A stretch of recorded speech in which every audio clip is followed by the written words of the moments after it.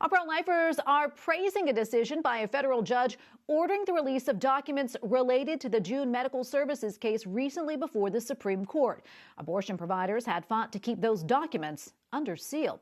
In that case, the Supreme Court ruled 5-4 that Louisiana's Unsafe Abortion Protection Act, which required abortion doctors to have admitting privileges at nearby hospitals, was unconstitutional because it created a, quote, undue burden for women seeking abortions. Joining me now on Skype to talk more about the significance of this federal court order is Angie Thomas, Associate Director of Louisiana Right to Life. Angie, welcome back. Good to see you again. What are some of the kind of documents that you are hoping to see? You're welcome. And what are you hoping to learn from them, Angie? Yes. So, well, we don't exactly know because they've been sealed. But what we're looking for is the, parts of the court record, parts of depositions, testimonials that reveal the truth of what's going on in the abortion industry. In fact, one judge, in an opinion in the plethora of legal documents surrounding this case, she revealed a part of a deposition where an abortion doctor in Louisiana revealed that another abortion doctor was not even following a medical standard of care, and subsequently live births could happen because of the way that that doctor was doing the abortions. So those are the types of things that we're going to be looking for in this unsealing of records.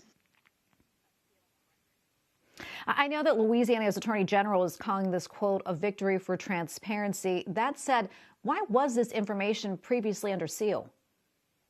Well, we know that the abortion industry certainly has a lot to hide.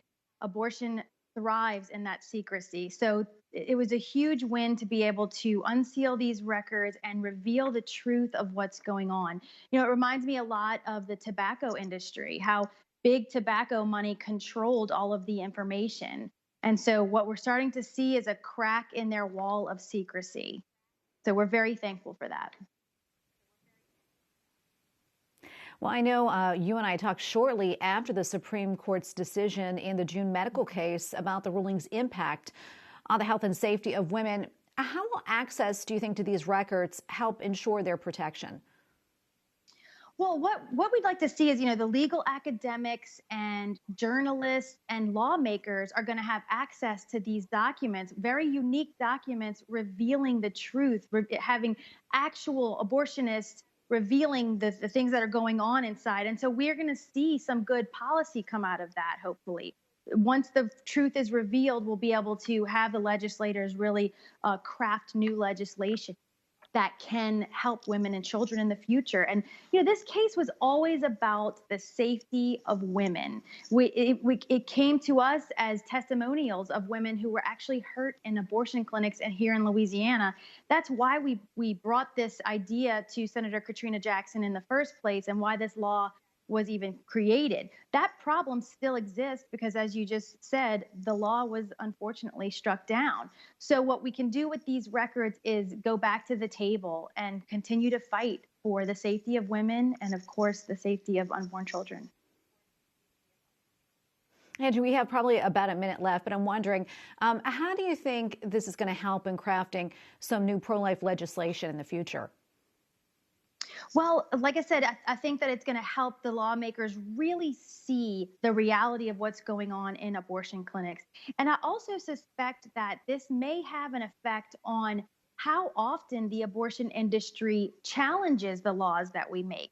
If they know that these depositions of their staff members and the abortionists are going to be out there for the public to see, they might not be so inclined to challenge every single abortion regulation that's put forth here in Louisiana, but also perhaps nationwide, that could have an effect. So we're very hopeful. Again, we just want to see all of the truth revealed about abortion. This has been a 48-year experiment on women, and we certainly know that it's not good for children, but it's also not good for women.